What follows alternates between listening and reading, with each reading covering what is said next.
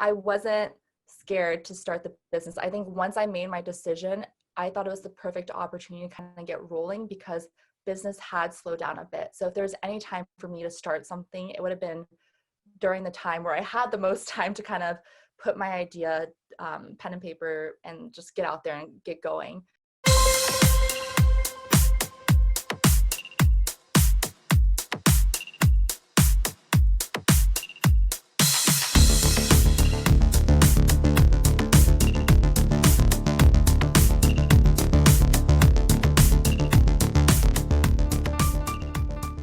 Hello and welcome to the Ivy Podcast. I'm your host, Jess Elias, head of PMO for Reef Technology and founder of Hopetopia, a women empowerment nonprofit group. I'm excited to have Ericka Witkowski here with me today, founder and principal at Witko Group. Ericka, thank you so much for being with me today. Can you please give us a brief introduction? Yeah, thanks for having me. So as Jess said, my name is Ericka Witkowski, and I'm the founder of Witko Group, which is a commercial real estate brokerage firm here in South Florida that I started during the pandemic. So it's been a lot of fun, and I'm excited to kind of talk with you today about all things female empowerment. Awesome. So besides starting a business in the pandemic, outside of your professional career, what would you say is your personal passion? Yeah, I think my personal passion has kind of integrated a lot into my professional career. So I found that the things that fill me the most end up coming or leading from service. So whether that be from serving, I sit on the board for Camille's House, which is a local nonprofit for homelessness, and we deal with the homeless youth there. So that's been a big passion project for me, is working with those youth. And then aside from that, I think during COVID, having to get in touch with yourself has been the biggest thing. I think a lot of times I realized I was a human, and just you know me well. I was a human doing instead of a human kind of being. So it's kind of slowing down and really getting to know myself better. That means going for walks, morning meditations before I start my day, kind of recalibrating how I just interact with the world and myself. I think that has been one of the most enjoyable parts for me, and I guess that'll qualify as a passion lately. Yeah, that's amazing. I guess to follow up on that, I would say, how has that passion, how has that, reconnection to yourself during the pandemic, the meditation, the walks, how have you been able to intertwine that with Witko Group and maybe the reasoning and inspiration behind starting Witko Group during a pandemic? Yeah, I think going back to realizing, I guess everyone had a lot of time of self-reflection. And for me, I realized that there was a big core part missing from the commercial real estate industry, and how it's always been. It's kind of antiquated in that a lot of the times these big firms that I've worked for, and they're great firms too, but you have to report to shareholders. So a lot of times it just comes down, or it felt like it came down to just profits. And I realized a lot of the clients I work with, my favorite part working with them is to kind of be an extension of their team. And it's a long-term relationship for me. So I wanted to kind of reconfigure, and I thought there was a better way to service them.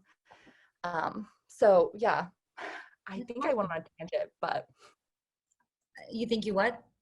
I think I went on a tangent, and I don't even know if I answered your question fully, but No, that's great. That's perfect. I think that it came from a place of passion. So I really understand. It sounds like you wanted to create like a boutique firm in order to provide that service to your clients at a personal, deeper level than at a large, corporate level, which is very different in the industry, especially down here in South Florida. oh yeah, I think I realized too, it was actually as the CEO of one of the top 3 firms globally when the pandemic happened. And no one knew how we're going to do tours or when people were going to get back to the office, stated, I'm not sure how we're going to go ahead and keep on doing tours during the pandemic with everything that's going on. And to me, that kind of blew my mind because I was thinking, it's 2020, we have technology at our fingertips. It should be so easy to implement these virtual tours, or even you see it in the residential world, and they were able to implement things so quickly and get them online. And I felt like commercial real estate is always, it feels like 5 to 10 years behind. Even that could go back down to like the demographics. If you look at the demographics of females in the commercial real estate world versus residential real estate, the numbers are, it's a staggering difference in the reflection of demographic for that. So would you say that between the difference between the large brokerage firms and the boutique firm is sort of adaptability? Yeah, I think for me, that was one of the main reasons why I started the boutique firm, was just the ability to be agile. I think when it comes to change and when you're hit in the face with things like COVID-19, the ability to be agile for your clients and implement things quickly without having to go through approval processes. For me, I wanted to have a say in how I could service my clients the quickest and the best and have control over that. And that was starting the firm and the way that I wanted to start it. That's wonderful. Well, I am sure that you're not the only person who felt that way or feels that way about the industry. So, as part of this change to open up your own boutique brokerage firm, did you receive any support or feedback or advice from others in the industry? I'm sure many others felt similar to you in the lack of, client attention at that boutique level. Yeah, what's funny is in the industry, I don't think it was actually talked about a lot. I think when COVID happened, a lot of people were okay just coasting until we figured out what was going to happen after the pandemic. And that even you saw that during the recession, a lot of the brokers kind of took a step back and were like, we're going to wait to see how this pans out before we move forward. So kind of seeing the different ways of implementation of adaptability, I didn't really see that coming along. As it came from advice, I again had clients that kind of gave me advice to kind of push forward and that they were supportive of it.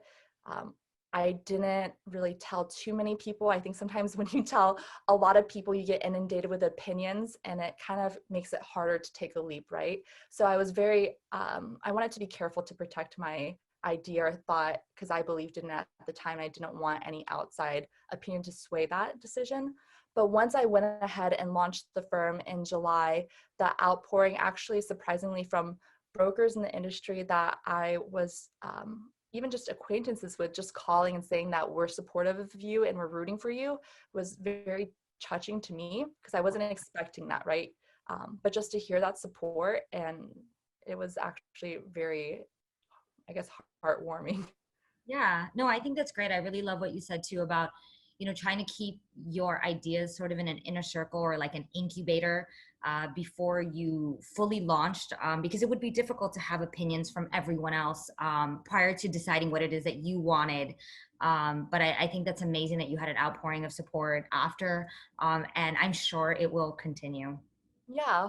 Yeah. And I think holding on to your ideas too, one of my favorite, I guess, quotes or things that I found useful was, if no one, you can't ask, it's hard to ask advice, and which I'm a big person of asking people for advice from people who haven't done it yet, because sometimes they'll project some of their fears onto it.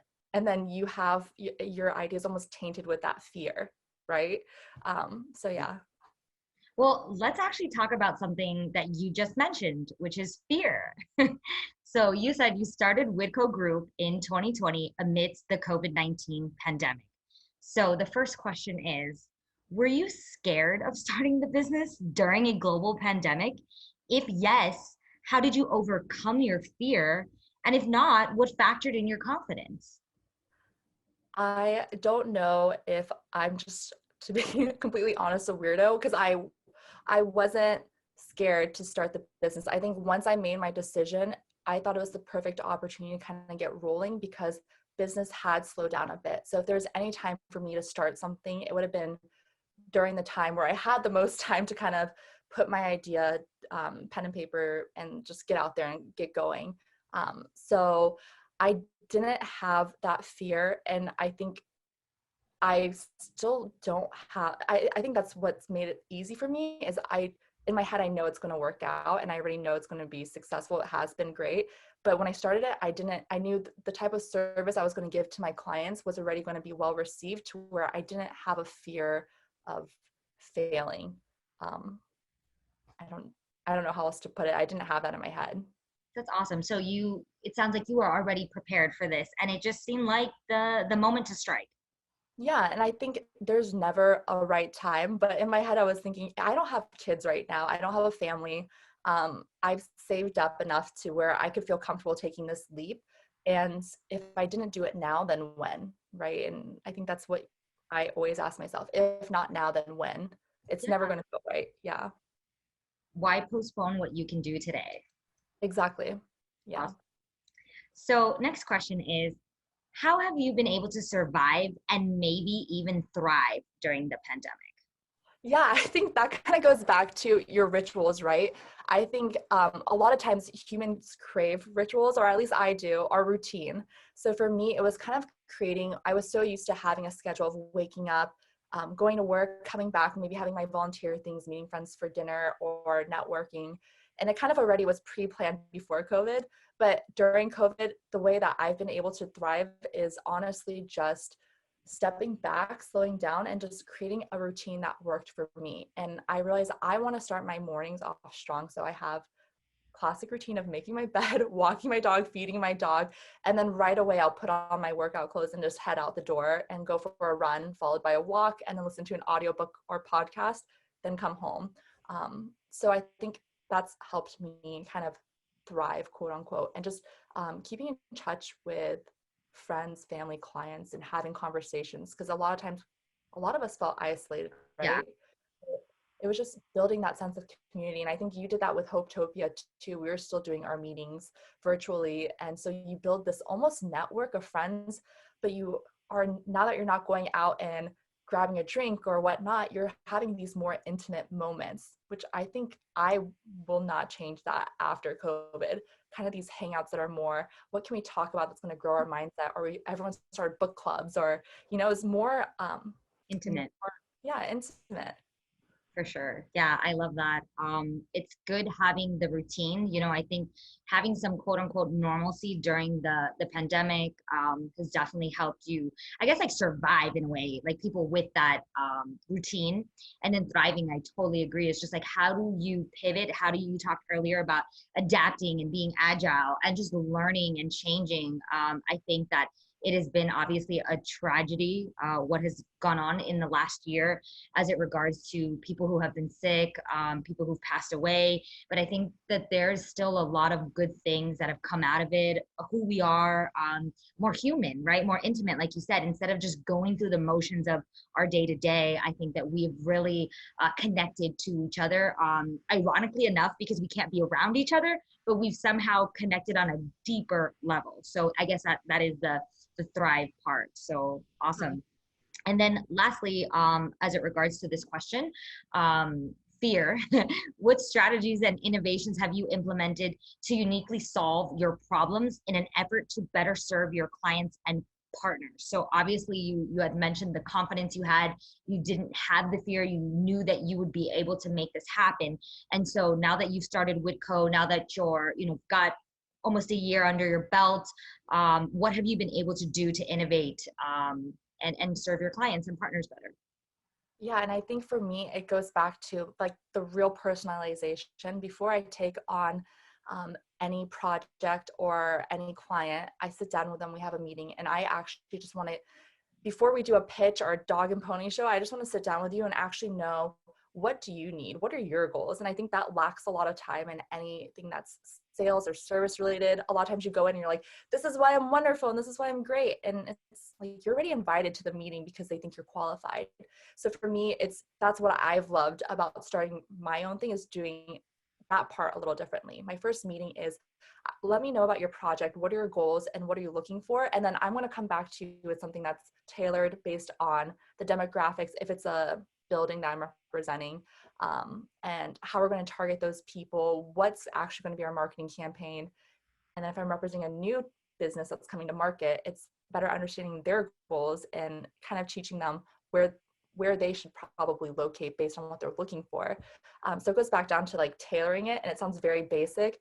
Um, but just really customizing it based on the project and then implementing different marketing ideas. So in commercial real estate, you typically just send out e-blasts, take brokers to lunch, maybe we'll have a broker event. But that's pretty much a lot of brokers are saying, okay, I did my job, that's it, whatever happens, happens.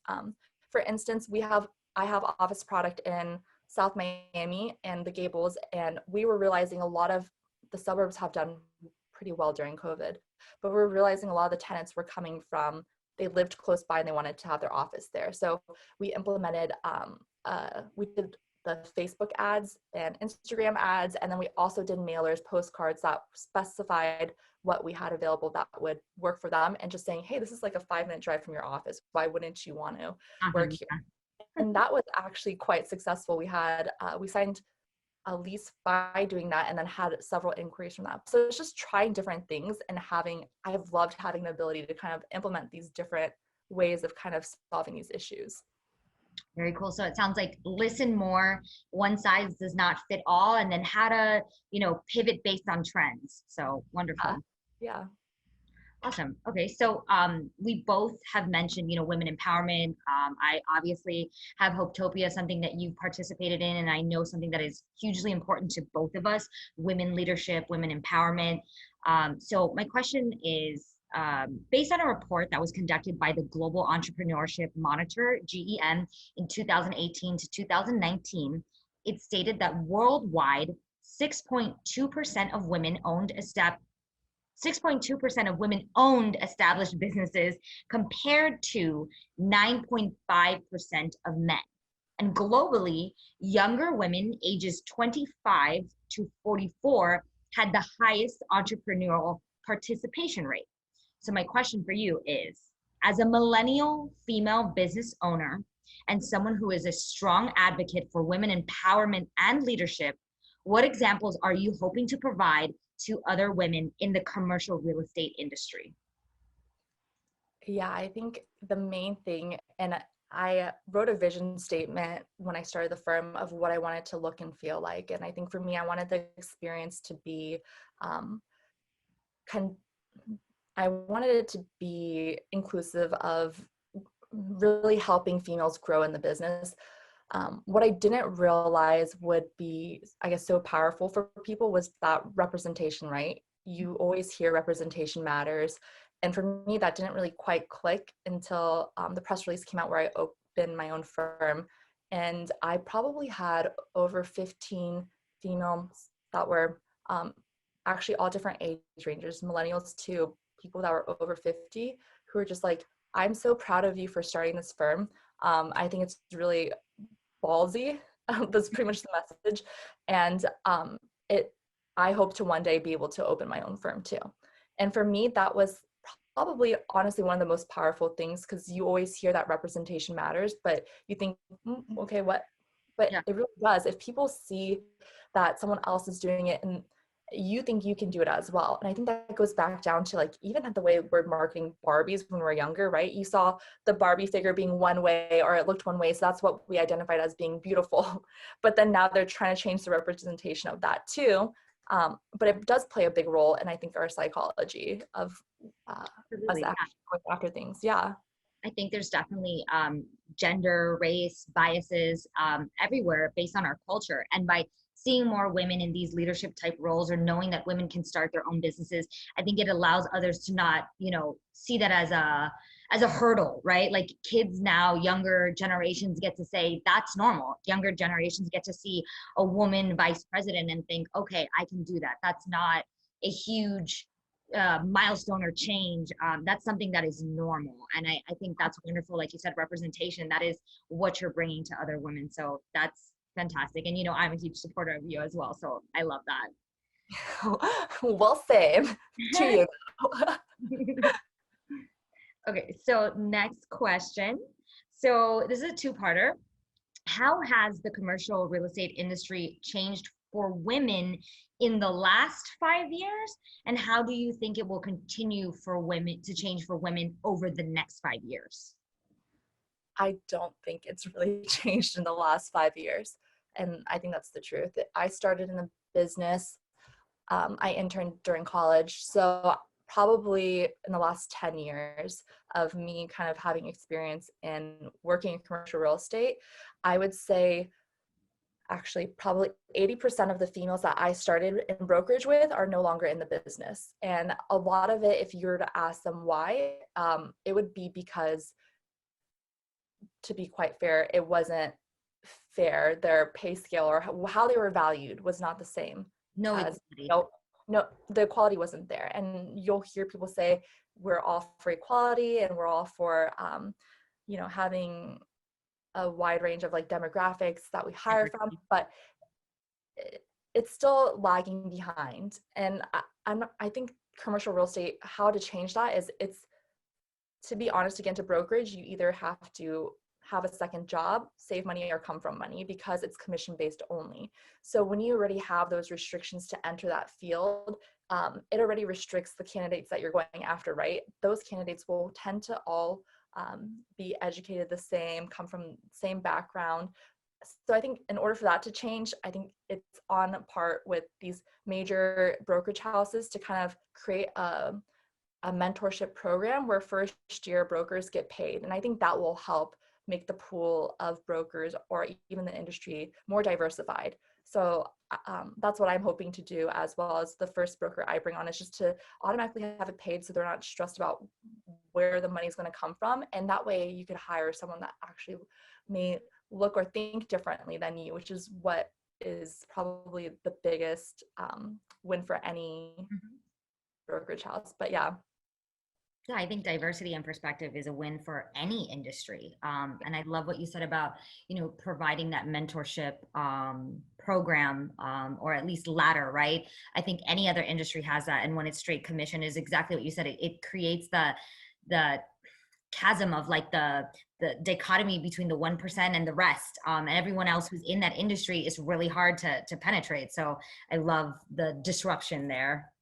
Yeah, and I hope in the next 5 years that I think we have, for lack of better words, all kind of been a little more woke, and just kind of understanding that, there's a big lapse in what we're seeing, our demographic, or what we're seeing in the market. Time for shift. Yeah, it's time for shift. So I think there'll be more corporate responsibility for people to implement these things. And that's what I'm hoping will change in the next 5 years. I love that, more corporate responsibility. That was worth repeating. Yeah. All right, we're almost done here. So last two questions. The first one is, if you could pick only one book as your must-read book recommendation, what would it be? So I would say currently I'm reading one that's a daily read, is the Daily Stoic, and it kind of is an easy one page every day, gives you a quote, breaks it down, and then you kind of can reflect on it yourself. It takes less than 10 minutes, easy implementation. And then one that I'm reading right now that I really enjoy is Think Like a Monk, and it's kind of the same principle of kind of how to clarify your own mind and thinking process. And yeah, I've really enjoyed those. I know that Brene Brown, we're both big fans of Brene Brown. So Daring Greatly was a big one that I was reading before starting the firm. So I love that book too as well. Yeah, I feel like I live my life based on anything Brene Brown. Yeah. Homegirl can preach and we are listening. Absolutely. And I think that's going to help with general shift in our culture, and not just industries, but I think younger generations are, as you said, going to be more spiritually, mentally health woke. And so by the time they enter the workforce, I think those things will naturally change as well. Yeah, 100%. What they have at their fingertips, what we have, even the ability that you guys have this podcast right now and are able to reach other people.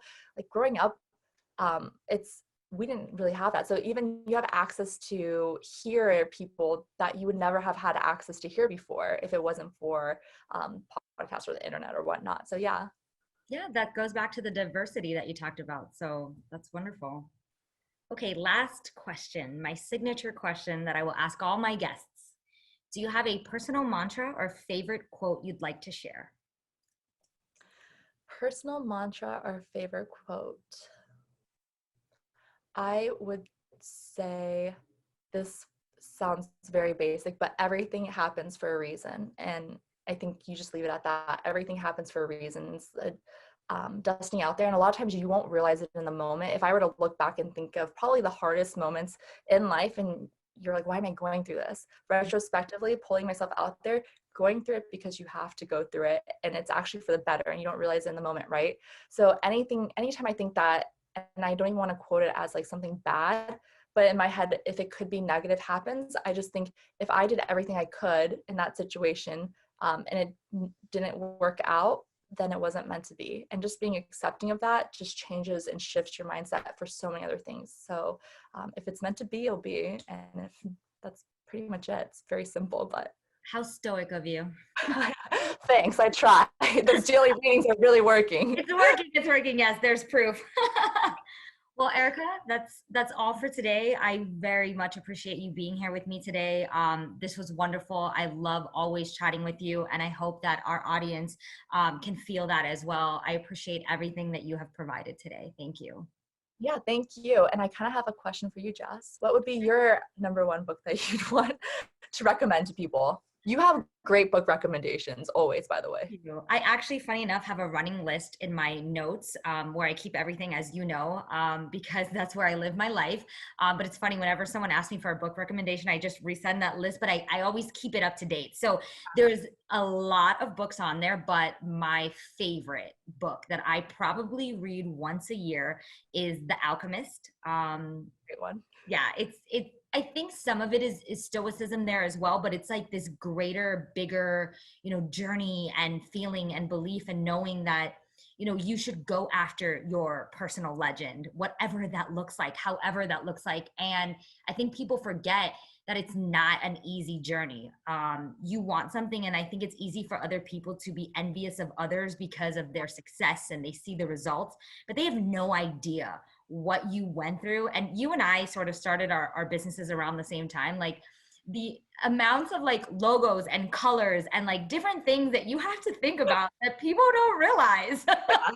There's a lot, and it's not a straight and narrow path, right? There's so many things that go into the failures, right? People, and that goes back to Brene Brown, right? Probably my second, I would say not my second favorite. They're both probably on par together, but if I had to pick another one, it would be Daring Greatly, and the vulnerability and just admitting the failures. Failures are not bad. And people say that, companies say that, but do you really live it? And do you really believe it and have tolerance to allow yourself to be vulnerable and then learn from that? So that would be Yeah, he talks about failure being kind of like the epicenter of creating creativity too, which I think is interesting.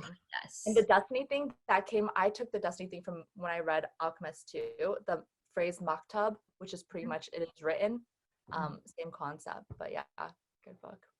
But thank you for having me on, Jess. I appreciate it. Anytime.